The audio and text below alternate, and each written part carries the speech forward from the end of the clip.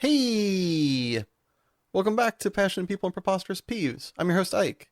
This is episode 2 of 2023. Thanks for being here. It means a lot. I appreciate you took this time and you gave me and my guest today your ears. Now, if you still have time after you've enjoyed this episode, please share this with someone who you think would like it. Or just subscribe yourself if you already haven't. That'd mean a lot. So, I am recording this on the 8th. And tomorrow is my first day back to work in 2023. So I've been kind of putting off everything. So this is including recording this as I am racked with nerves. How has your guys' year been going? Been going good? Feel free to message me at Twitter at @IkeProductions or email me at passionatepeopleandpreposterouspeeves@gmail.com. Yeah, I don't know about you guys, but this is coming to this new year after I guess a lot of you probably didn't have as long a break as I did. But for those of you that aren't aware, or as just a quick reminder, I'm, attempting to be a teacher. I guess not attempting. I am a teacher now. So, just took my first, Christmas break in a couple of years since being a student, which is wild. And coming back. And as a teacher coming back, it's so much different. It's a different kind of nerve than coming back as a student, I feel like. It's wild. But yeah, tomorrow I get to go back to waking up bright and early at 5 a.m. so I can get to school on time. Other than that, had a lovely Christmas. Got to see my mother, father, sister, and brother. It was all fantastic. Played many a game, ate way too much of food.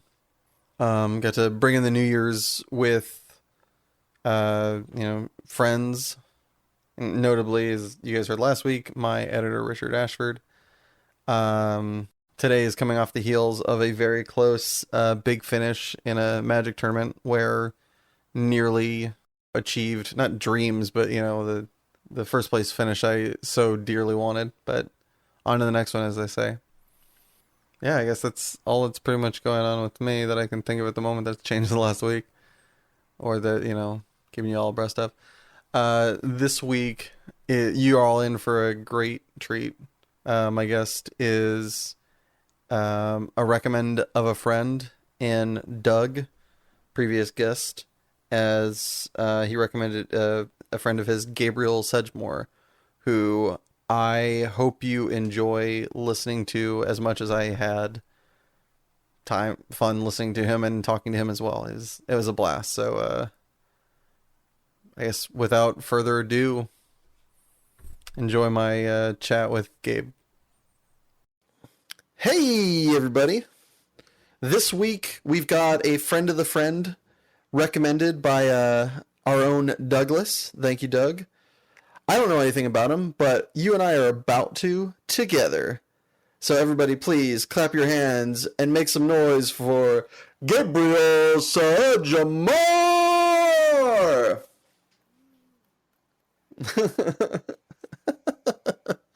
How are we doing, Gabe? I'm doing quite lovely on this here 3rd of January, the old 3:30. And I just have one question to start things off. Do you have a favorite movie line that you like to quote apropos of nothing? Oh, God. Unfortunately, it's, look at the size of that head. Just dating What's myself that there. That's why I married an axe murderer. Oh. Oldie but a goodie. Do you have a favorite non-traditional curse word that you like to use just when the moment is right? Or perhaps, if not now, when you were a child and it was not a good idea to be cursing lest you need to soap out your mouth? Oh. We were not allowed to swear. So my overly religious and conscience-ridden, guilt-ridden brain would only allow myself to say damn. But that has Which and of changed. course, it's where beavers live, right? That's exactly right. That was the audible when they're like, "What did you say?" Like, I saw it. The What I home thought of a was a beaver. dam.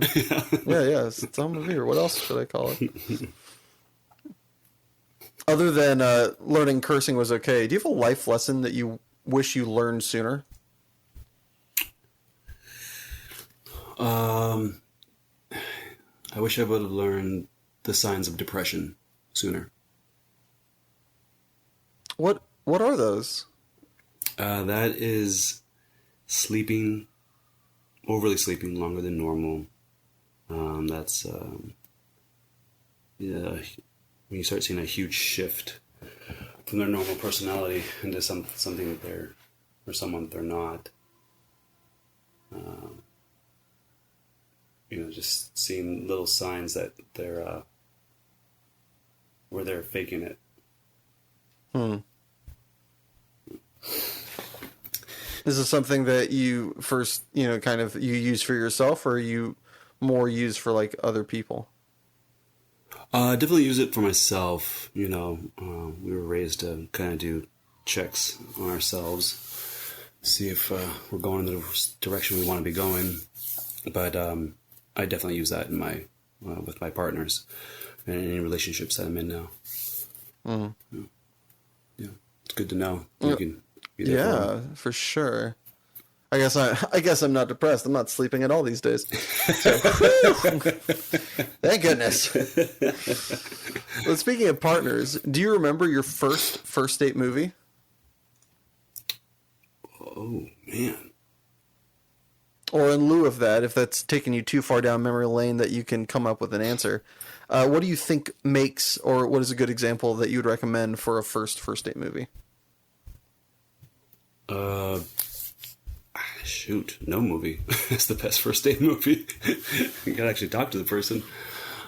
And Well, it doesn't necessarily need to be on the first date, I guess, but later down the line, what would you, if you're still getting to know the person, but you know them well enough, and you kind of want to, they're in the mood for a movie.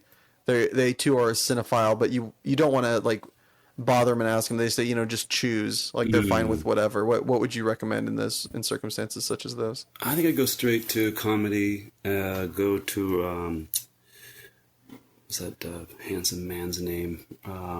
Ryan Reynolds. It's pretty fair bet right there.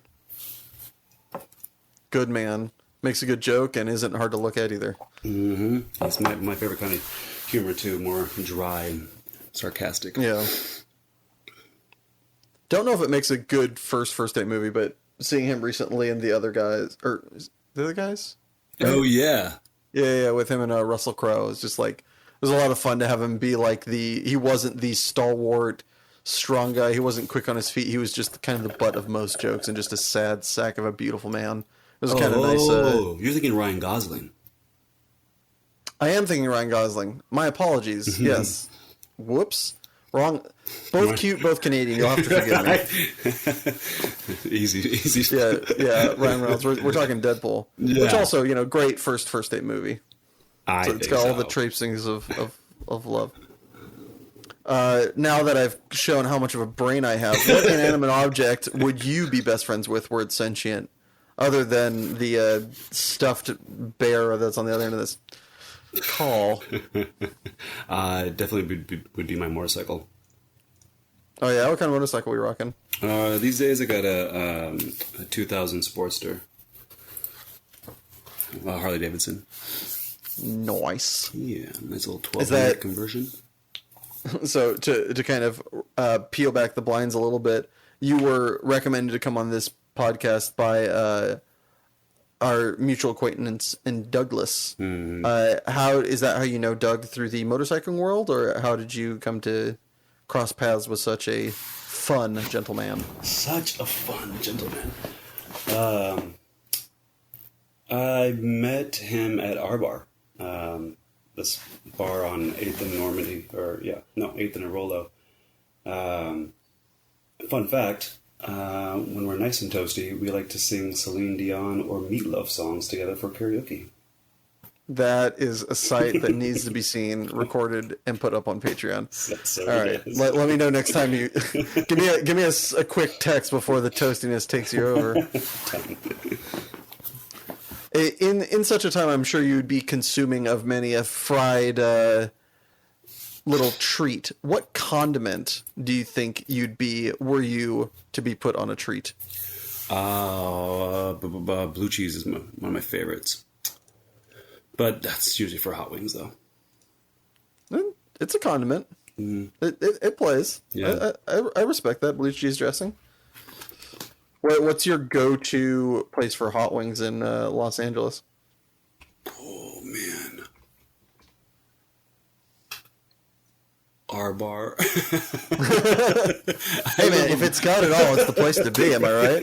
It helps that I'm a little block away from there, too. So, convenience, too. Yeah, it makes it real easy to get home safe and sound. Uh-huh. All right, let's say you're going out to the R-Bar and you want to look extra. You want to be turning some heads. Other than your normal guard, what accessory would you add to your ensemble to really pop? I'm not much of a pop kind of guy. I like my rings. Yeah, I like my. All right. How many is too many? Is there such a thing, or what's the layout? What's the recommended dosage of ring bling? I have never understood having a ring on every single finger. That has always looked ridiculous to me. I'm partial these days. Thanos disagrees, but yeah, well, we all know where that got him. Yeah, exactly. See, that's what happens when you put too many rings. One ring on each finger is too many. Come on, bud. That's his demise right there. Yeah, that's what did him in. It wasn't the Avengers. It was he committed a faux pas of the fashion variety. So, what's the right layout? Not one on every finger. I'm with you so far. I'm a big fan of the pinky ring, just one. Big fan of the ring finger and the pointer finger, actually. All right. So we're leaving the middle finger and the thumb exposed to be utilized if and so they choose to be, but without the old shinies. I like it. Mm-hmm. It gives it a nice. Do you always do 6, or will you occasionally just do like an odd number, like only 3 on one, 2 on the other? Do they have to be kind of matching? They'd be twinsies. I do match one hand. Like, I'll wear gold on the left hand and wear silver on the right hand. Nice. Actually, yeah, that is what. Oh yeah, it's good. You got the precious metals going. You're looking valuable, looking tasty. Like it. You don't realize. No. Speaking of tasty, what's your favorite meal to just make for yourself, assuming cost and time are not relevant factors? Oh man, I really love the white cheddar, gluten-free macaroni and cheese, the shells from Annie's. All right. Yeah. What are we adding to those? We just doing just out the box perfection as it came shipped, or do we add a little zhuzh? We do, but what we do is we only put in enough water so that it can boil, but then it creates its own pasta water. It's all thick and goopy. Oh, nice, yeah. And so I leave that. If I get just the right amount of water, then I don't have to drain anything. I just leave it in there as is, and then throw in the powder, and then mix it up real good, and then always pepper, black pepper. Oh, are we go? I forgot, and a dollop of marinara. Ooh, I'm telling you. Marinara with white cheese. I can feel it. I was gonna ask if you put any, chop up some hot dogs and throw it in there, but I'm not sure that works with the marinara. I think the marinara just kind of puts it in its own lane. I'm digging that. That's on the to-do list for sure. You will not be disappointed. I don't think I can be. To be truthful, I am a basic bitch, and definitely out of the box mac and cheese is my kryptonite. But yeah, that does sound like a ruckus. I'm here for it. Speaking of things that you're here for, what's your favorite non-exercise thing that you have to force yourself to do? Favorite thing I have to force myself to do? Yeah. Like for me, it's writing. For other friends, it's, doing the laundry. They do it and they're like, oh God, you're ironing, they do it. But at the end of it, they look at their nice pressed shirts and their pressed pants and they're like, damn, I'm good. They feel fulfilled having accomplished this task. Actually, I'm glad you said that. Buying groceries. Yeah. It always feels like such a chore. But once I have a fridge full of food, I feel like a real grown-up. That's what we're all striving for, right? At the end of the day, we're like, yeah, take that, Dad. I made it. Right. The one that was never there. Yeah, exactly. You don't know me. Yeah, exactly. It doesn't hurt. It's fine. Where do you like to go grocery shopping? Where do you find you get the best deals, the least hassle, and the easiest in and out?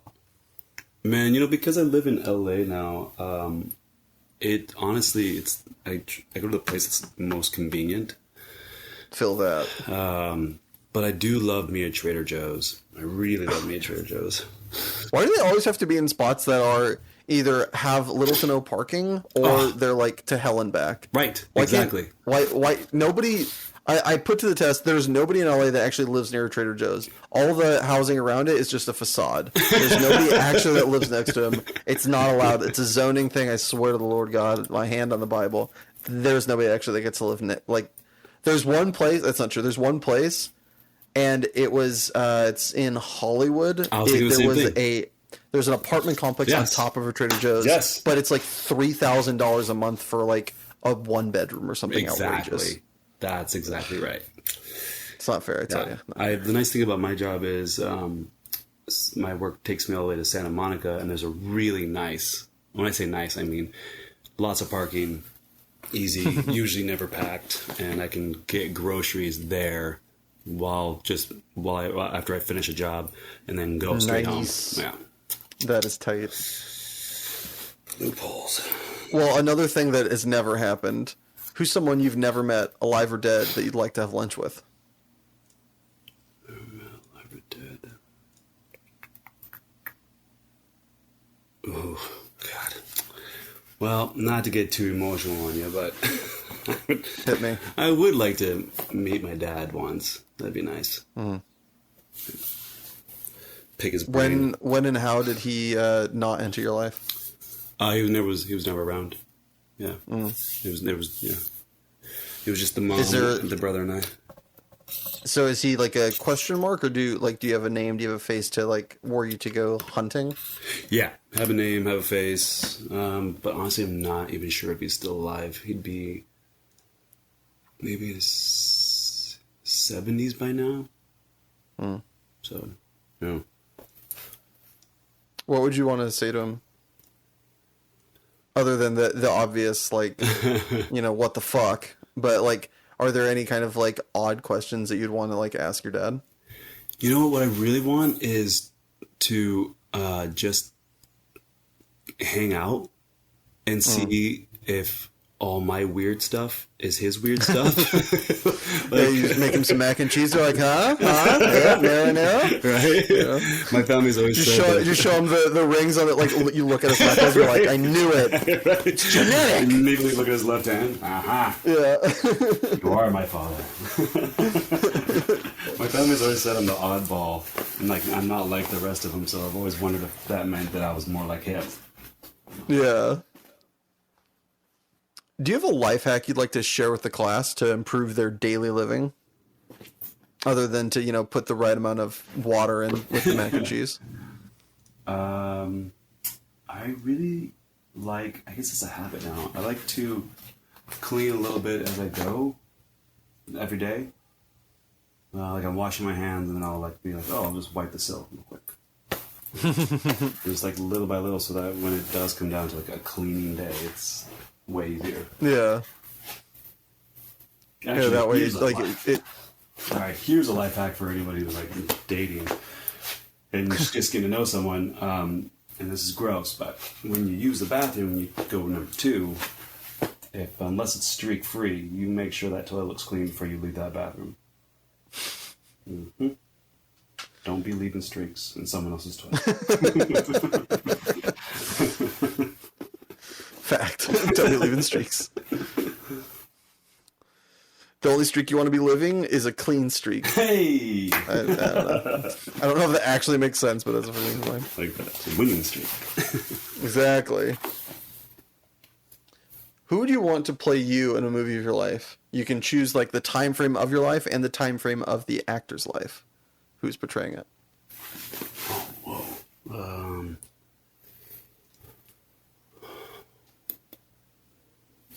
Man. I mean, really wouldn't... Shoot. God, I'd love to have Sidney Poitier play me. But he looks nothing like me. Who cares? But it's my fantasy, so... Exactly, yeah, have Sidney Poitier play. That's fire, dude. I love That's Sidney an awesome Poitier. answer. That'd be great. What time of your life is he portraying? Like, you can, you know, it doesn't have to be him now, but, you know, it can be him in his prime or whatever. I was thinking him playing me like when I'm in my 50s. Oh, nice. And I just established and got it down now and don't care about it. You know, don't give fucks anymore. He is a dapper son of a bitch. He is. They just don't make him like him anymore. They really don't. Like, that man is a category all his own. There's people, you know, there's upper class and there's Sidney Poitier. Right. Off, like, I mean, you might as well like put his picture in the rafters of anything. It's like that's where he goes. Nobody else goes up there. It's okay. I can definitely see the if I believed in God, I could definitely see how they'd be like, okay, we got men, women, Sidney Poitier. Yeah, just like add this spot over here. Yeah, it's just his own. It gets his own category. What's a job at some point in your life you wanted to pursue but are very glad you didn't, or like you realized that like, oh shit, you know, I almost stepped on a landmine there by, you know, trying to follow that one. When I was a kid, I had a job for about 2 weeks installing what is it? Like it was like how do I describe this? Clearly, I had the job for 2 weeks, so it was like installing shower stalls, but like the marble that would surround the shower stalls got a little bit fancier with it. Yeah, I don't know. Yeah, I'm glad that didn't work out. That worked. That's fine for me. You're getting a little far away from your microphone. You said installing shower stalls? Yeah. I'm glad that. I'm glad I didn't. What kind of company was it for? Was it for like a hotel or was that for like a construction company? It was a small mom and pop shop. I was actually covering for my cousin who was on vacation for 2 weeks. Which now that I'm thinking back, how did that work? I think I was 16, maybe. No, I had the van then, so I'm not sure how old I was. Somewhere between 16 and 19, and I was covering for my cousin with the potential of also getting a job with this company, and yeah, that was not good. Just awful. Yeah. Well, on the kind of a flippy flop of this, other than mac and cheese, because I feel like that's a cheat as we've used it already. What poor man luxury do you still enjoy to this day? Sandwich. Okay, how are we building it? What we building? Man. Well, if I just did the grocery shopping, Yeah, then we're living the high life. We just got back from the Trader Joe's in Santa Monica. oof. The fridge is stocked. We've got anything and everything we could ever want. In that case, Within reason. It is within reason. It is sliced pickles, sliced tomato, that good crunchy lettuce, maybe even a little bit of radicchio. Ooh. A nice white cheddar. Clearly, I like white cheddar. I love mayonnaise. We'll go with the brown mustard and and sprouts. We'll do sprouts, and then we'll do some real nice thick cut turkey, and then we'll open it up, smash in a bunch of Lay's potato chips, original, and then smash it back down again, and yeah, go at it. All right, so I should have asked this earlier. Let's see if we're on the same length. What kind of pickles we rocking here? Never sweet. That's disgusting. And for children. Always a dill. Feeling slightly targeted. I was hoping you were going to say bread and butter so we could be besties. I don't Why does know it never work out the way I want? I don't know the name brands. I just look for like all the good bits. No. Bread and butter is the kind of in between, as far as I can tell, between your kind of classic dill and your sweet. It's got like a little bit of sweet and a little bit of tart to it. It's my jam. I'm such a. I've literally eaten a jar of those just sitting down absentmindedly. It's so good. I'm more on the. I'm mad about my bread and butter pickles, I tell you. Bread and butter. Bread and butter. All right, to go from the delicious for the mouth to delicious to the ears and eyes, what media, whether it be book, graphic novel, TV show, or movie, have you been putting off that is next on your to-consume list that you just can't wait to break open? I haven't seen a movie in forever. No, What are I haven't movies? seen. I haven't seen a. You know what I haven't seen is a live. Oh shit, that's wrong. I just saw Elton John. I haven't seen a small venue like punk show in forever. Ooh. Go see what is it? I'm trying to remember the name of this band. It's like dang it. Like Pup or something? Pug? Dang it. Hold on. I need to find the name of this band. I have a rec for the theoretical band that you're going to see. I'm actually If trying I could find it without like taking forever and annoying the crap out of my editor. I'm trying to find one too. There we go. Pup. Yeah, you go see Pup. Pup. P-U-P? P-U-P. Okay. Pup. Looking them up right now. It'd be a good punk show. I don't know if they're small, but they're definitely. I don't think they're big. More like the venue. I've been to like a. Okay. 100, Smaller. yeah. Yeah. They're like they're like a decent size band. They could fill a medium venue. That'd be sweet. Pup. Got it. All right. Well, now that we're on the musical wavelength, before we throw it to commercial, if you could have listeners of this podcast hear one song of your choosing, which would it be? Oh, Jacob Banks. Something Beautiful. Wait. Oh, do I choose something else? No, that's good. That's totally great. You tell me what I should do. Here's what you're gonna say. Dance, puppet. Reality show.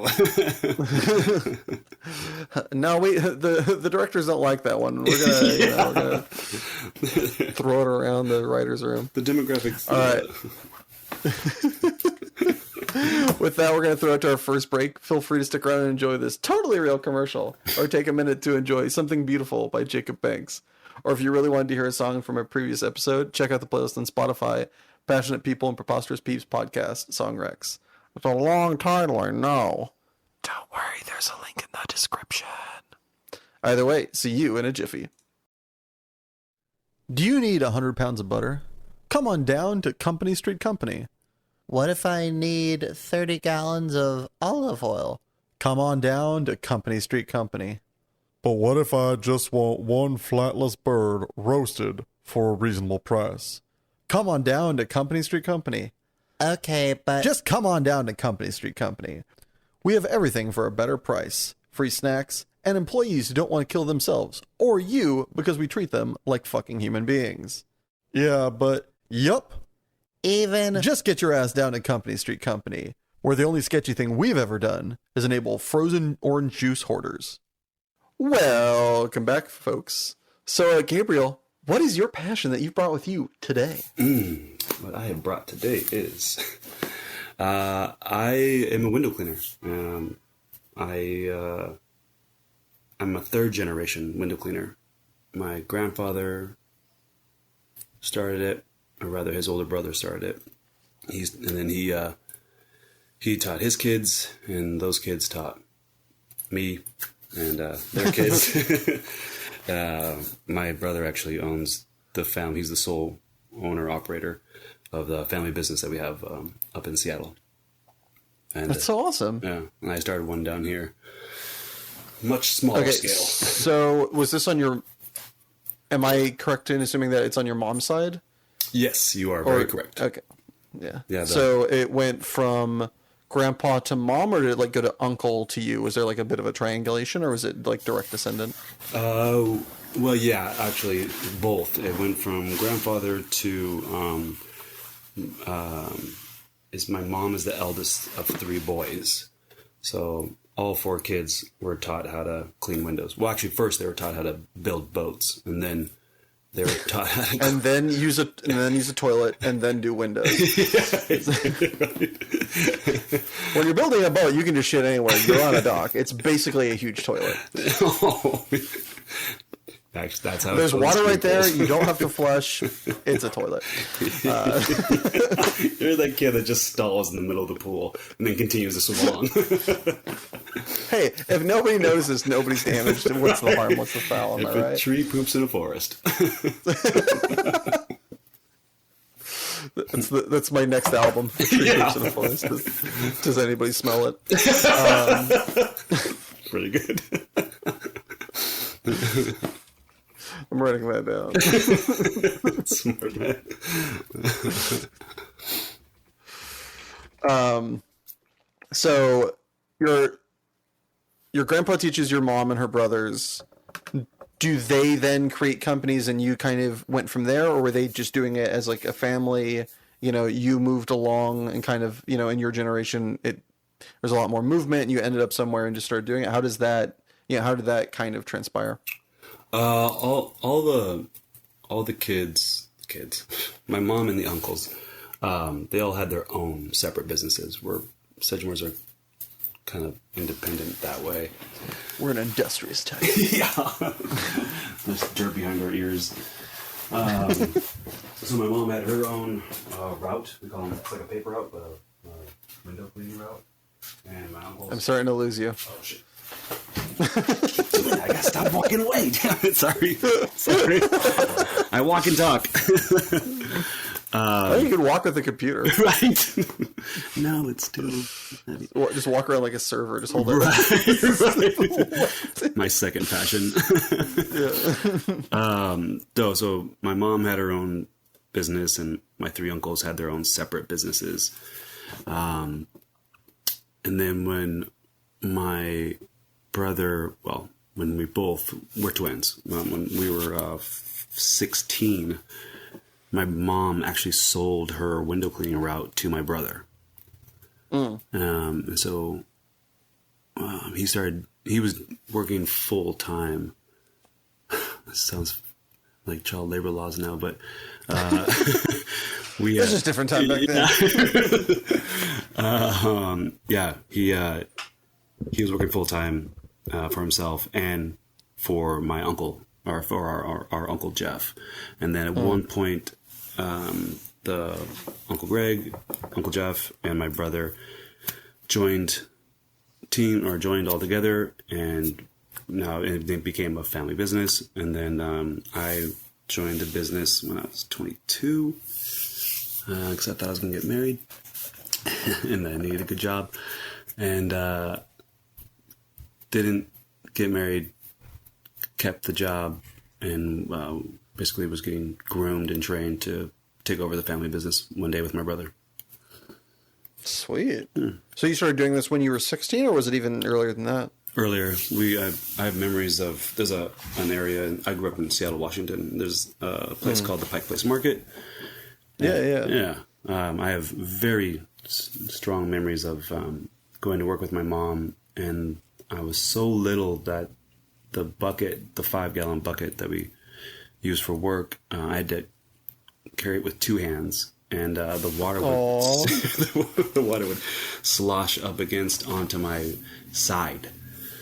So I think I was, definitely during summer break, we were definitely working, not all the time, but yeah. We have this tradition in the family that the first day, the very first day of working for, at this point I was working for my uncle before the family joined. You made 25 cents an hour. And then the next day you guys... This is when you were so you were probably 10, it sounds like? Yeah. So we're talking this is the 90s? Yep, 1990. Okay, It's just this weird tradition that we had. So you're making... Sorry, let me make sure I understood. You're making a quarter a day? No, it was a quarter an hour. Quarter an hour, and then the next day you actually got a real wage. Oh, okay. So the first day was basically, just like make sure that you kind of... The first one for them was free, sort of. Yeah, exactly. That's so much. Reverse drug dealer. First one's free for us. That's cool. Yeah. I mean, shitty but cool. I don't know. It's got some zhuzh to it. I love it's got a vibe. Yeah. So you started doing that when you're a wee little kid. You get older. Sorry, before we get too far away from it, Pike's Market. Which one is your bigger love? And if they weren't around then, I'm sorry, but as far as I know, these are institutions. There's like a cheese factory down at the end of Pike's Market, and right before you walk into Pike's Market from downtown, there is a oh crud. My friend's gonna hate me. What is that place called? Shoot. Hold on. What kind of food did they? We're taking a brief brief moment for me to Google Maps this because I know I have it marked. I know you're talking about Beechers. Is that the cheese place? Mm-hmm. All right, it's in downtown Seattle. Do. How did I not save this place? Where is it? Ah! What do they serve? It's right. It's like a sweet. It's crumpets. There you go. Crumpets. Oh. There's the crumpet. There's the crumpet place. Yeah. Man, that place has been around forever. Yeah. So between those two, between crumpets and like the cheese factory that makes their own mac and cheese, which is just melted cheese on top of like penne pasta, which I kind of love the simplicity of it. Which one are you taking when you go back? If you only have time for one. Cheese. Yeah. The cheese? Yep. You're wrong, but I respect it. If we're really going to talk about it, then I'd be going to Biscuit Bitch. That place is amazing. I love that place. God. I wasn't sure if you'd been around when that place came about, because that feels like the last 10 years probably is when that one kind of came into its own, right? Oh, yeah. I'm a big fan. They got a gluten-free. It's really good. Yeah, highly recommend Biscuit Bitch. If that is definitely... I think I take Biscuit Bitch over both of those, but I wasn't sure if it wasn't such a, kind of mainstay. Those other ones feel like they've been around for decades, so I wasn't... Oh, the one that we sure. went to every day every time I worked at the Pike Place Market with my family, we would always go to Three Girls Bakery, and I'd always get a Reuben on Marble Rye. Oof. Hands down the best sandwich spot. No, you're gonna make this podcast end early and talk like that. I haven't had lunch yet.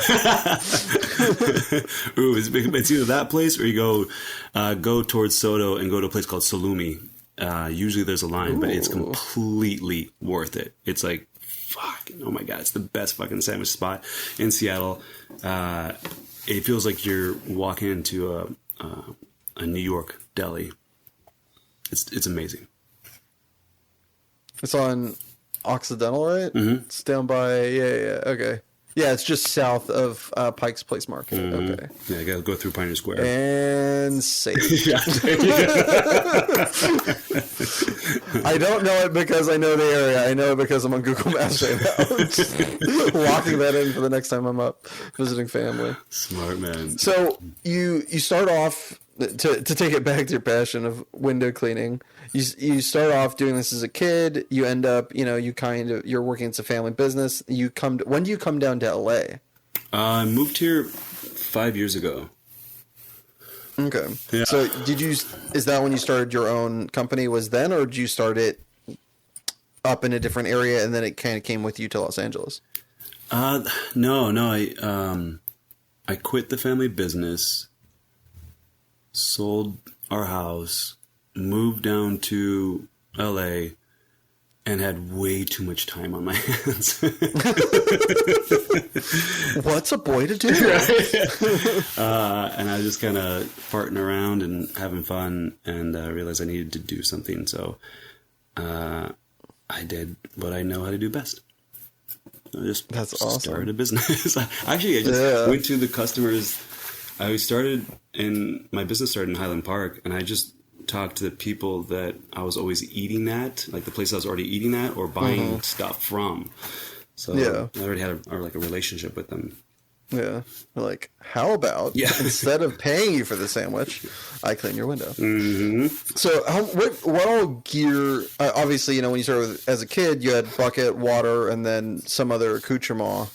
And you're just kind of, if I'm understanding you correctly, probably just helping out more than just doing the activity itself. But as an adult, what do you need? What is entailed in your kind of tool belt, metaphorically, to do window cleaning? You need your extension poles. You need a 5-inch blade. You need a squeegee. When you say blade, you mean like squeegee, right? Oh, sorry. What is it called? I just call it a 5-inch blade. It's like a scraper. Scrape paint off, stuff like that. Yeah. Mm-hmm. One really great trick that I absolutely love is 4/0 steel wool. I never leave home without it. And then you have your squeegees, your strip washers, and I love Dawn dish soap. What's the steel wool for? The rest of them. I don't understand to the degree that you are going to be using it, and this podcast is not long enough for me to understand how to do your job. But steel wool seems so kind of antithetical to Well, that's why you have to buy the 4/0 steel wool. It's super fine. It won't scratch the glass, and it really helps get off. Like paint or dumb shit that's just grease, paint, bug shit. Oh wow! I didn't realize it wouldn't scratch the glass. That's so cool. You can't see me, but I'm tapping my nose. That's the trick right there. It's the inside secrets, bud. That's awesome. So, what is it about?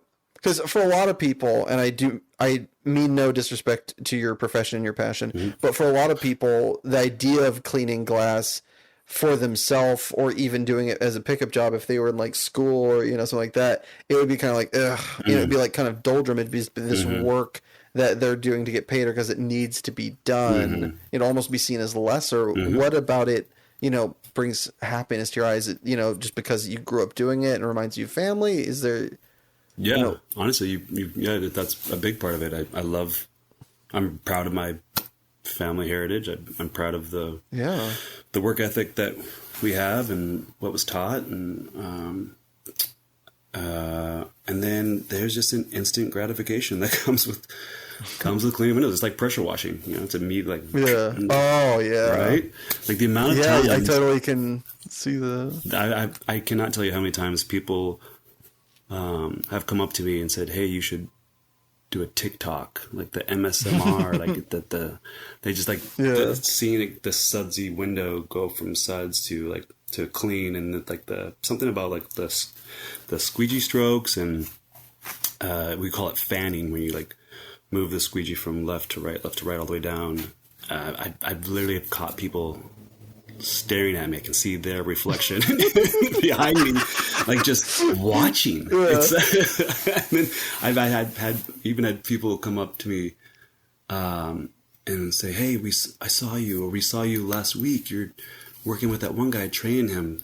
Man, I just had to tell you, it's just really satisfying to watch you work."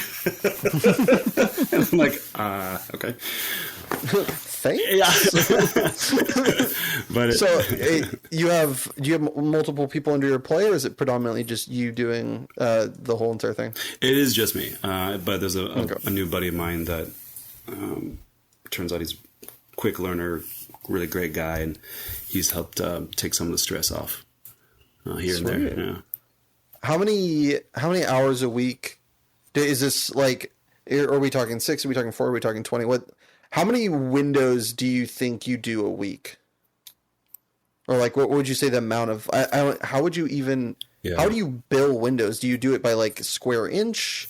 Do you do it by like just vague amounts? Like, how do you go about billing companies like this? Is it just hourly? Like, how long it takes you to get it done? Yeah. I mean, my Uncle Greg created a factor point system way back when. So I used that system still, and then I just used the 30 some years, 30 like decades of experience to know how long a job's going to take. And then I have an hourly figure in mind, and I just make sure try to make sure I'm making a certain amount. I have like a minimum of $20, and then it can go up from there. And then some days, if I'm feeling ambitious, I'll put in a 12-hour day and knock down almost 20 jobs in one day. But we're talking about like, I'll go do the record store, and then the floral shop, and then the real estate agency. So it's all these small little jobs, or restaurants sometimes. And so some days it could be 20 jobs, or one day it can be the Ace Hotel, and I'm doing a bunch of weird stuff. Weird stuff. That's vague. I'm tying myself off and throwing my harness on and climbing out a window, and I'm walking along the outside ledge of this restaurant that's at the Ace Hotel, and I'm cleaning the outsides of the windows. And that day I'll maybe only do 10 jobs, because that. I'll spend almost... Yeah, that takes a lot of time. Right, yeah. And then if I have a high-rise job... What's the tallest building you've had to... that you've done? That you've gone, tied yourself off and gone out and done a window? What's the highest stuff you've been? It is 50 stories in New Orleans. And downtown off of Chapultepec. That was a good one, because my uncle and my mom, the tallest building they'd ever cleaned was the Smith Tower, which is... a kind of historic, notable building in Seattle. And for years, I'd only gotten to 32. We had a building that was 32 stories, and I really wanted to do a building that was as big or bigger. Really want to be able to, go around the Thanksgiving table and be like, right. 50 stories. Let me tell you. Yeah, be careful what you wish for. That was a fucking hell of a job. Is that something fun for you to do? Like, when talking with family or other friends, it's kind of like a nice kind of like little watershed moment, or is that just absolutely. part of the job? And absolutely, that's like my girlfriend. My favorite thing to do was have her come with me to work, and not do the high rise stuff, but do like the ground level stuff. Because when the family and I when we're actually together and we're talking, of course we're going to talk about windows. Of course we're going to talk about business. Yeah. Of course we're going to talk about the horror stories and climbing up a 40-foot fiberglass ladder, and then taking a 12-foot pole and pulling from the top of this ladder, or like whatever weird, quote unquote safe thing we had to do to get the job done, because we're always about getting that job done.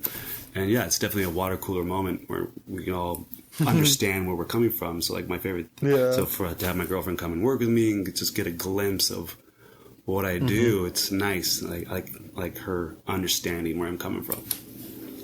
That's so awesome. Yeah. Oh man, I love it.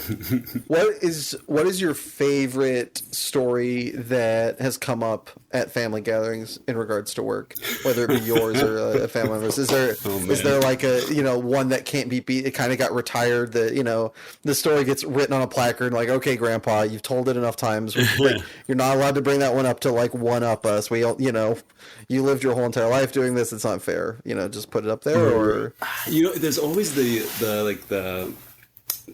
the naked person that you accidentally came across story. Cleaned the window a little too clean and it got dirty by association. Right.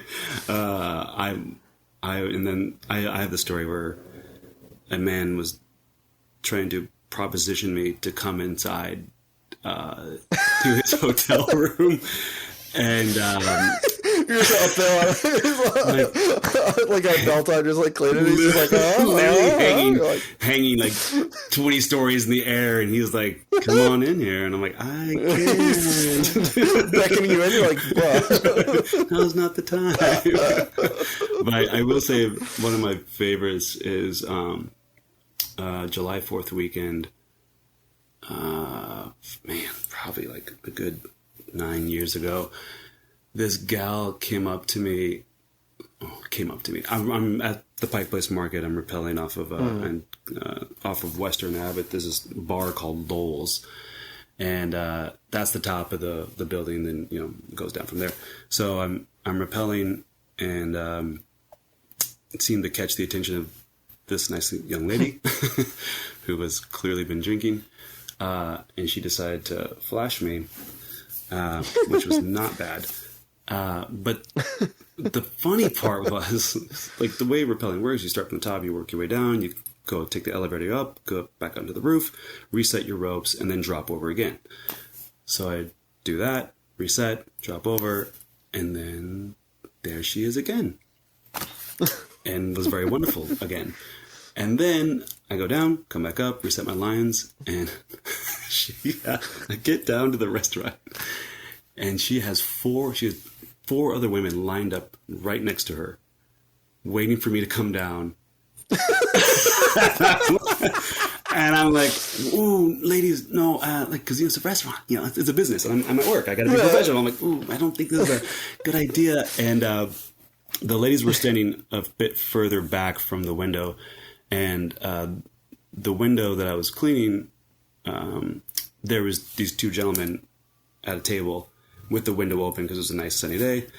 And I'm saying, eesh, maybe not. And these dudes go, dude, for us. Shh. So I take note, and I look up to the ladies. I go, as you were. And and right when 5 women were going to be very nice to everyone, the bartender yells, "Hey, this is the establishment!" And I was like, "Boo!" But then the dudes invited me in to grab a drink, and after I finished work, I came in, grabbed a drink. Yeah. That's awesome. That's tremendous. These dudes from New York. Yeah.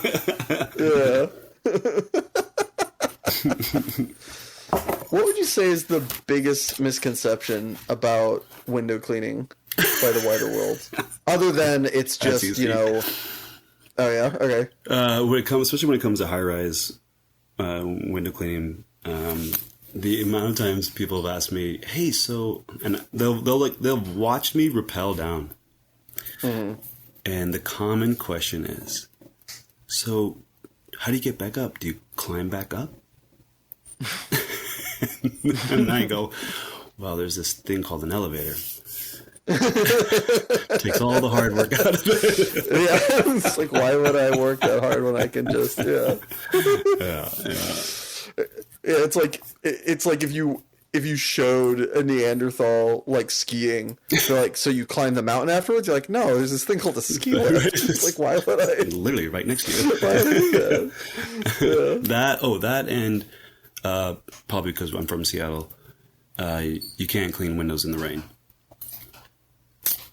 Oh, you can? Oh, totally. The difference is like the difference is if it's going to rain and you're cleaning windows, that means the rain is now raining on a clean piece of glass as opposed to a dirty piece of glass. So it's fine.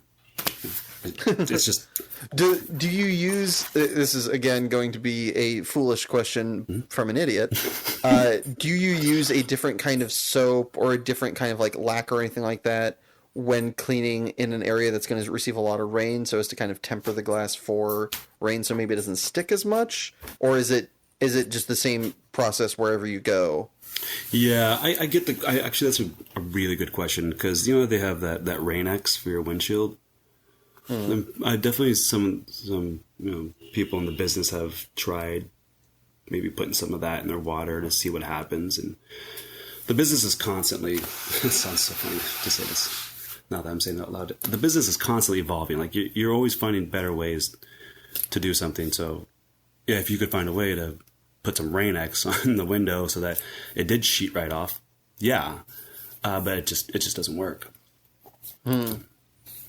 But yeah. That's really fascinating. Is it, you say the industry, is this something that you'll have, because this is, the idea of this to me is that of, and I don't mean any disrespect, but it kind of like reminds me of like waiting or something like that, that you wouldn't think you would try to talk and accelerate or, fine tune any of the elements to the actual, work, that it would just be like, well, this is what we do and, go home. So how often do you find yourself, other than with family, hanging around and talking shop with other people in the industry? I don't, because they're all competition and they're the devil. No. I don't. But you take that approach from like what was it, Pumping Iron, where Arnold Schwarzenegger was constantly just lying to everybody else. Do you see that? Yeah. Like, apparently in Pumping Iron, he was constantly just like giving people bad advice so that they would not do well against him in competitions. It's the most aggressive angle shooting and weightlifting I've ever heard. It's hilarious. I think you and all your listeners will actually be shocked, boredly so. We actually have conventions. Like, awesome! Yeah, That's so cool! I was really hoping that was going to be the case. It's huge. There's an actual international window cleaning association. Like, I've gone up to window cleaners in different countries and started talking to them. It's a so weird bond that you just have. Yeah, that's so cool. Do people from different countries use different? This is so. Do people from? I'm realizing I know so little, and so this is going to either be the most obvious answer or the most stupid question. I can't tell which. But like, when it comes to doing that, do you guys use different equipment? Is it like different per like? Does the equipment they use on the West Coast versus the East Coast, does it change much depending upon geography? No, and internationally it's all the same. So a lot of the some of the gear that I have is actually from Italy. So no, we all use the exact same thing. We might have our own techniques. There might be some real old school dudes that use a thin. Like a leather rag, I guess you could say. I grew up in the era where my uncles used a sham and like wipe the window down with a piece of leather. But now that's so cool. Now now we use surgical towels, so there's no linting. My favorite. That sounds silly. I was in Spain and. I saw this woman wiping her window down with soapy water. And so, of course, it caught my attention. I was going to stop to see how she was going to clean the window because my life is riveting. And hey, man, you love what you love. There's nothing. Dude, I literally can't go anywhere without being like, how much would I charge for this building? I'm literally doing the Sistine Chapel. I'm like, how would I get there and clean that?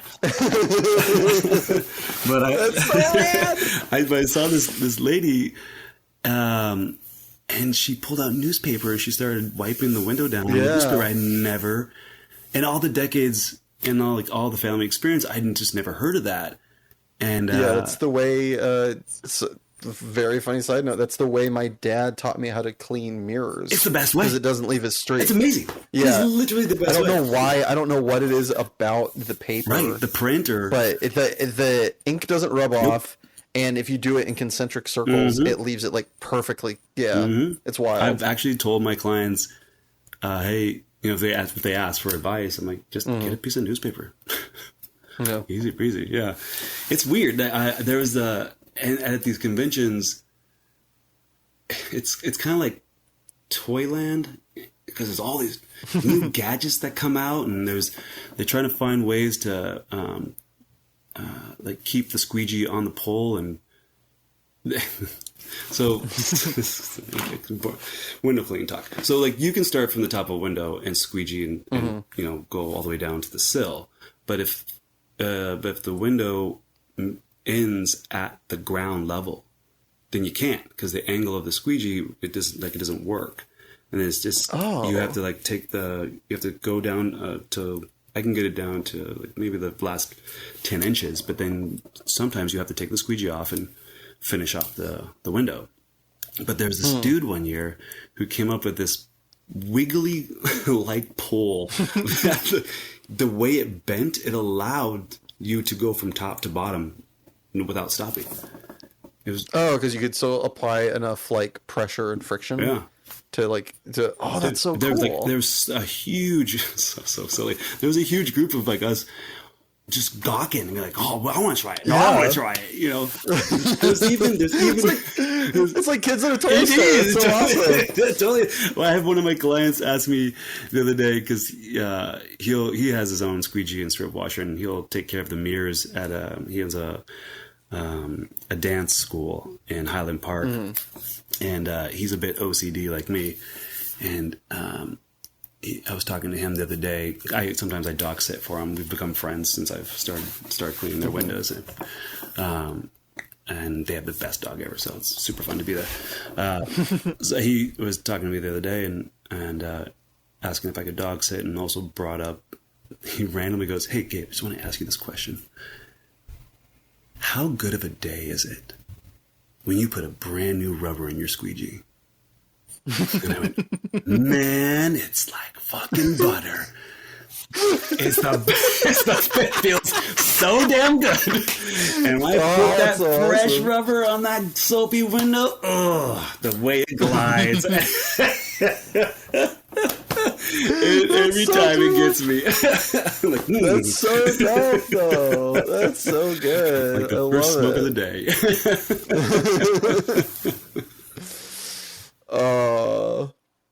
So I get like, what's the hardest thing to get off Windows? What's something that people should, not like avoid, because everybody, should avoid putting any shit on Windows other than, I guess. Yes. All right. So all right. This is going to be a two-pronged question. What's the hardest thing to get off Windows, and what's the hardest thing to get off Windows that people put there intentionally? Great question. Okay. The hardest thing to get off Windows is cement. That tracks. Yeah, that's really annoying. How do you get? Do you just like chip it, or like what's the? If you there's no quick way. Like if you got to work at it little by little by little. No, yeah, it's almost pointless. It's almost as pointless as rust.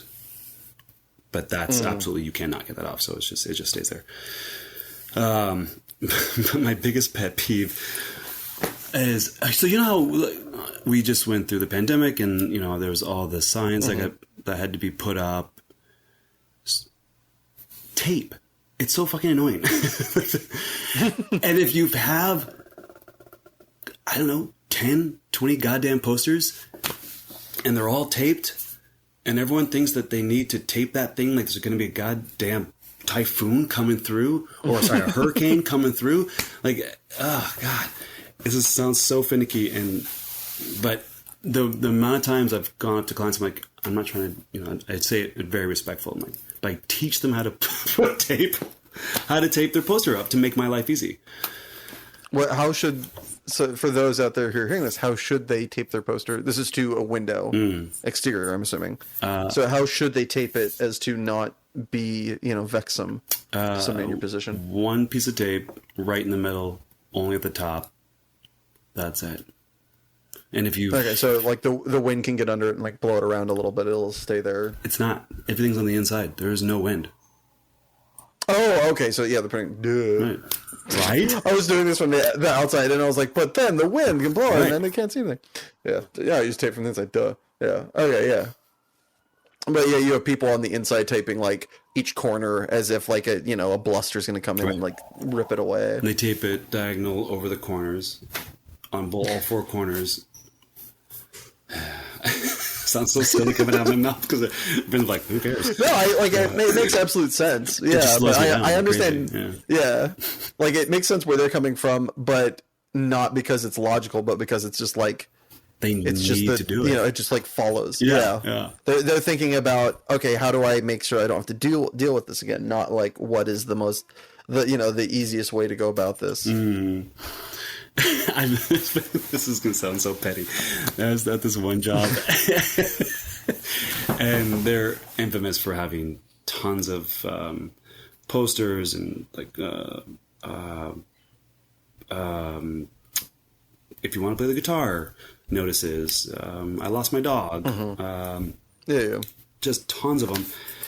And if the person who hung the poster does it in a way... God, this sounds so petty, I shouldn't say it. If they hang it in a way that makes my life difficult and it's outdated, I just rip it off. I just like, nope, you've lost your... you've lost your voice. No! But if you lost, but there's like a dog missing, or you love your kid or whatever, I'm like, all right, you can go back on again. Oh wow! So you clean it and you put the posters back? Yeah. Oh wow! Mad respect. Very good at this job. Well, yeah, I knew you were good, but that is just caring above and beyond. If I heard it, not that I would ever, am in the mindset to own a business, I think about giving away shit too freely. But like, if I was to ever think about that, I'd be like, oh yeah, of course, I'm either going to have to put them up or they're going to get thrown away, and people can put them back up afterwards if they want. But that is so above and beyond. My God, man. I even like to put them back as they were, or my OCD likes to put them back in a way that makes sense to my brain. All right, this is the Lost Kid section, next to Lost Dog section, next to the guitar section. Like, why is the guitar lessons next to the dog? No. Let's put this over here. The dog needs to be seen. No. Yeah, exactly. Anybody can learn guitar from somebody else. That's fine. This dog, however, it needs to be found. Fine pumpkin. So on the other side of this, what would you say is your favorite non-obvious aspect that a lot of people don't realize, other than, enjoying a job well done, enjoying the hanging out with your fellow window cleaners? What would you say is your favorite non-obvious aspect to the biz? I would say it's the solitude on top of a roof when the sun's coming up, and you just have that moment to yourself before you start dropping. That's awesome. Yeah, I guess how early in the day is your average start time? Some of my jobs I start at 5 o'clock in the morning to avoid people. It was that beat got me to avoid people. Yeah, it's like, I don't want to say it, but he needs to know. I hate people. Real miser over here. Yeah, like the Ace Hotel and the Wilshire Hotel. I start at 5 o'clock in the morning to avoid clients, and and then some days I get to start as late as 10 a.m. Oh, wow. Yeah, it's pretty nice. The freedom of this job is really nice. Yeah, I mean, you are the master commander, so you do get to, set your hours. Mm-hmm. How frequently do places, in your professional opinion, need to get, how often should a window be cleaned? If you're a business, a commercial business, you should be getting cleaned once a month. Okay. It lasts that long? Mm-hmm. Yeah, and California's pretty good that way. Some people go twice a month just because of the area they're in or the kind of traffic that they get. But the way I was raised, it's once a month. When I first moved here, it was really weird when I started hitting up, doing cold calls and just walking into businesses and asking if they had someone taking care of them. The common question I heard was, all right, so are you going to do it once a week? And I was like, why would I do it once a week? That sounds horrible. That's very sweet of you to not just empty their coffers and be like, yeah, okay, once a week, I'll see you next week, and then that'll be great. Because I have to imagine it would be... am I correct in saying that it would be easier to clean the window if you were doing it that frequently, as far as your end? Absolutely. It's cleaner. I mean, that's why there's a monthly price and there's a quarterly price. And but going back to what you said, the way that we were raised never to suggest something that the client doesn't need. If they want to spend the money and they're just all about it, it's your money. I'll do it. But my first recommendation is to give you the service that you need at the frequency that you need for a certain price and not to exceed that. I've even gotten jobs and then overbid it and decreased the price because it just wasn't right. Sir, you should not be making me feel things where I'm going to cry on my own podcast. That is not acceptable. Got him. I don't know if I can take this amount of wholesomeness. Yes. Tell me that tit story again. I need to Start with a nice I need to C. drop you a couple levels. She was a brunette with a nice C collar. So when you're doing this, is it safe for you to be listening to music, or do you need to have like all the sounds about you just in case something comes along, or do you get to kind of be in your own zone? Yeah, I love. You can totally be in your own zone. The one rule I have is I like the headphones that I'll put in. It'll either be just in one ear, or I have like these open ear bone conductor style. Because part of the job is being approachable. For some reason, if the client wants to talk to you, then you need to talk to them. And yeah, for sure. And there's just something about, I guess I don't have to do it this way, but people just come up and start talking to me. So if my headphones are on and I can't hear anything and they're like trying to talk or say something, then there's just no interaction, which some guys like. They just want to be in their zone and tune everyone out, do their job, and move along. But I like the interaction part of it, even if it does slow me down. The amount of times I've had men come up to me and try to tell me how to do my job, or the amount of times I've heard you've missed a spot. But that's kind of like part of it. Like people interact with me as if I'm like the milkman. It's great, like I'm especially like in Highland Park, like it's like I'm part of the town, So I like to That's so awesome. I like to have music. I love my Lauryn Hill, but I always make sure that people can come up and talk, because sometimes I'll get a house job, or sometimes I'll get another job just based off of my being willing to not be closed off. That's so awesome. I can't take this much wholesomeness. So going from the beautiful, the near incandescent, what is the thing that bothers you the most for no rational reason? What is your preposterous peeve, Gabriel? My biggest peeve is when the roommate or significant other brings home leftovers and they just shove the leftovers into my perfectly organized fridge because I'm OCD. And then on top of that, my biggest pet peeve is when I finally take that container and look inside of it, because it's been there for a week, and there's like one fish stick or like some fries that fries never reheat. Like why are you bringing home fries? It makes no sense. It's the first thing you eat out of the McDonald's bag for a reason. Yeah, and it's got like a half-life of 10 minutes. Exactly. It's like a milkshake. Like, come on. Yeah, so there's like nothing. It's a slap in the face when that huge styrofoam container still wrapped in its plastic bag, which why would you put the plastic bag in the fridge? And then when I finally get to it, I'm like, well, it's got to be bad by now. And there's only one item in there. I'm like, you're telling me you've taken up all this square footage for one fish stick? Couldn't put it in a Tupperware.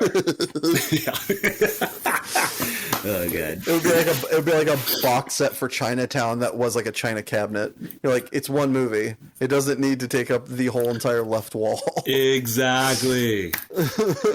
And why are you blocking my delicious food? You're blocking my matcha. I need that. I'm very out of sight, out of mind, so I need to see things. When did this kind of understandable, refrigerator OCD start to percolate? Is this something that, you got, very naturally from being raised in your household, that, mom wasn't about that? Or is this something that, when did this introduce itself to your livelihood? Definitely my mom. We had to fold towels a certain way. Like your hand towels, your bath towels, your regular towels. all three of those styles of towels all had their own way of being folded and put into the cupboard. This one's a crane. This one's a pig. This is That's just a tough closet full of cranes. And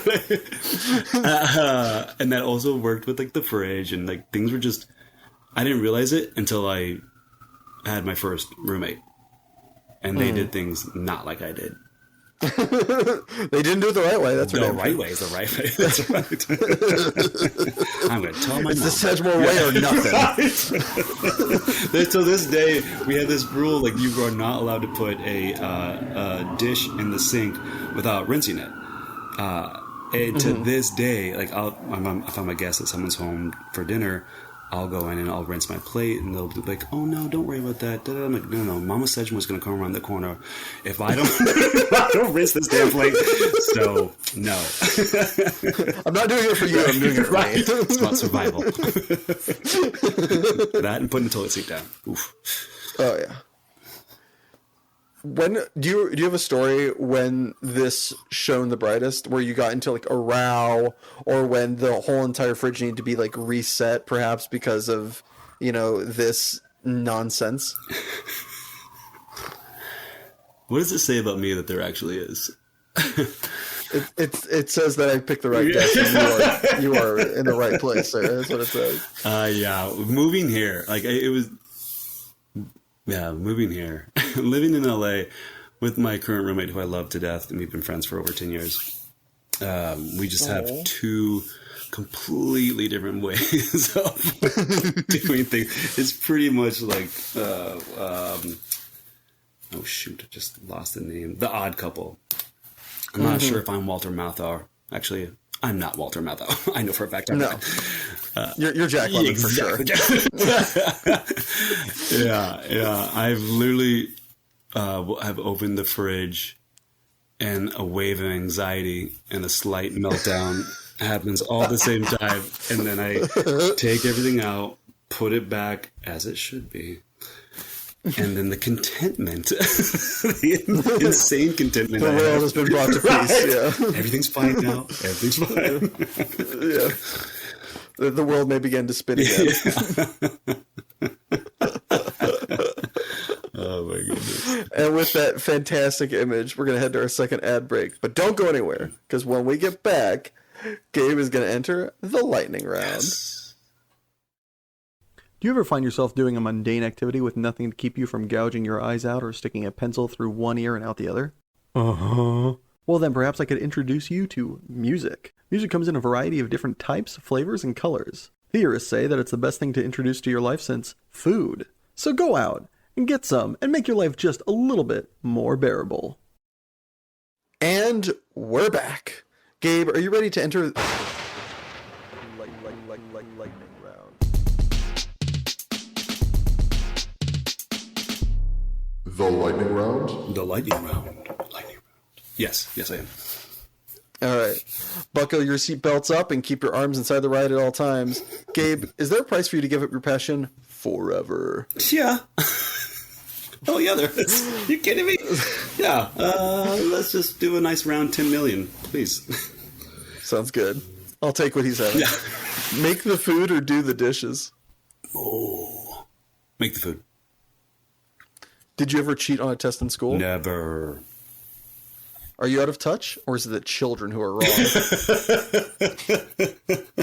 Let's see, I have to ask my 20-year-old friends for good music, so I'm out of touch. Would you rather have your inner monologue sound like Gilbert Gottfried or Fran Drescher? Oh, God. We'll go with Fran. Would you rather read the cue cards while wearing the crown or live in a hovel and speak your mind? Hovel. I said it so reluctantly. Damn it. Caramel or caramel? Fuck. No, it's caramel. Is professional wrestling cool or lame? It's cool, and underground wrestling is even cooler. Stub your toe or make small talk with strangers? Oh, small talk with strangers all day long. Love it. You're having the best day of your life. What happens next? Another amazing thing or something terrible? Oh, something amazing. Yeah. Happiness or glory? Oh, happiness. Nick Cage, best or worst ever? He's the best worst. we'll go best. Would you rather be an omniscient amnesiac or have a nat 20 charisma with halitosis? Oh no, I don't think I understood the words. I'm so sorry. Omnipotent? No, you didn't say omnipotent. I said omniscient, but we'll go with the O word. Yeah, the O word. That's it. Plane flight or road trip? Plane. Damn it, road. A day in or a night out? Ooh, day in. Do you create your own thoughts or do you just listen to them? Man, I definitely create them. All right. Would you rather? Do you? I had you. Brief aside, I had you pegged that you were going to say just listen to them. I was very caught off guard. Would you rather meet your mortal demise by a vicious werewolf attack or single zombie bite? Oh God, this is a good one. Single zombie attack, but I hate the fast zombies. I want the slow zombies, but that'd make it worse because, like, fuck, why did you avoid them? They're slow. Stop at this Would you rather watch the first movie of a trilogy or the first 6 episodes of a new series with only 1 season? 6 episodes. Yeah, more bang for your buck. Would you rather food be habanero hot forever or lose taste for all of 2023? Oh, lose taste. Yeah. I'm not going through that torture. Bears, Beats, or Battlestar Galactica? I resonate with Beats. Wait, Beats like music, right? Not the vegetable. Sure. It is whatever you want it to be. And then it's good Beats then. Hateful Eight or True Grit? I do love me Samuel. Hateful Eight. Do you suck the soup out of the dumpling or just toss it down the hatch?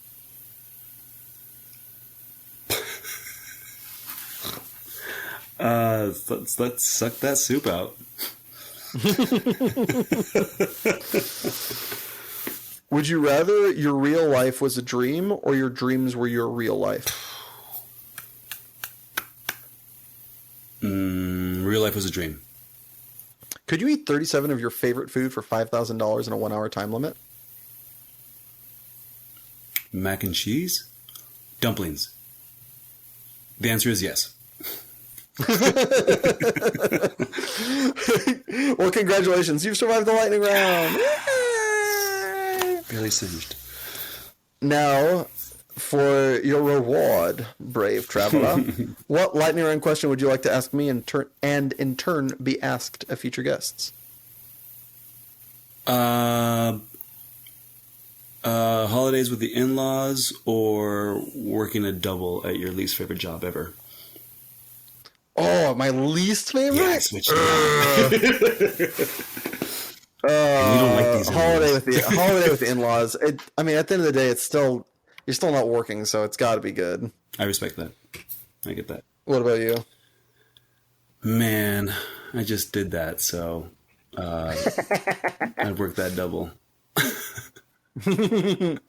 Well, I mean, it sounds like that yours is almost a cheat because it's one of your favorite things to do anyway. So, winner. All right, man. As we come to a close here, anything you want to plug, a shout out you'd like to give, places people can find you or your content? You can find me on Instagram. It's just Gabriel SEDGEMORE. I do not have a website or anything for my business. Oh, I do have an email for my window cleaning office at sunwestla.com. I guess I never did say the name of my business today. You did not. I did not. Plug it away. The name of my company is SunWest. It is the same name as the family business, which is SunWest Property Maintenance. my brother and I figure that maybe one of these days we'll join forces and meet from in the middle. Like he'd come from Washington, I come coast from to coast. Yeah, right. Yeah. Take over everything. If you guys are looking for really good, delicious food, go to Kitchen Mouse. If you want a really badass pair of jeans, because I really love clothes, go to Free Note. Both places are in Highland Park. Those are two of my favorite clients. So Awesome. Well, I know where I'm going for lunch tomorrow. Oh, it's so goddamn good. Oh. But the windows are dirty, so don't say anything. Do you have any friends or family you'd like to nominate to come on the podcast so they too can suffer as you have today? I do. There's a buddy of mine I want to plug. I always liked this man. He's always been so... his ambition is just infectious. His name is Victor Camuendo. Yeah, get him. He's a good talk. All right, Victor, look out. I'm coming for you. All right, cool. Well, thank you, Gabe, for being my guest today, and a special thanks to my editor, Richard Ashford, and my composer, Joshua Gibbons. And thank you. Yes, you listening at home or wherever you found time to appreciate this. Time is the most precious commodity we have, and I appreciate you spending yours with us. And if you enjoy this podcast, please subscribe, like, or just share it with a friend. Every little bit helps. Or if you already have and are out of episodes to listen to, don't worry, we put out a new episode every Monday at midnight on SoundCloud, YouTube, Spotify, and iTunes at Passionate People and Preposterous Peeves Podcast. And a very special thanks are due to our patrons, Sabella Yellow. And if you'd like to join said illustrious ranks and have your name read aloud, just head on over to patreon.com/Passionate People and Preposterous Peeves Podcast. And remember, folks, if days are numbered and songs are sung, at the end of the day, I think we've all won. So please stick around, because great things have only just begun.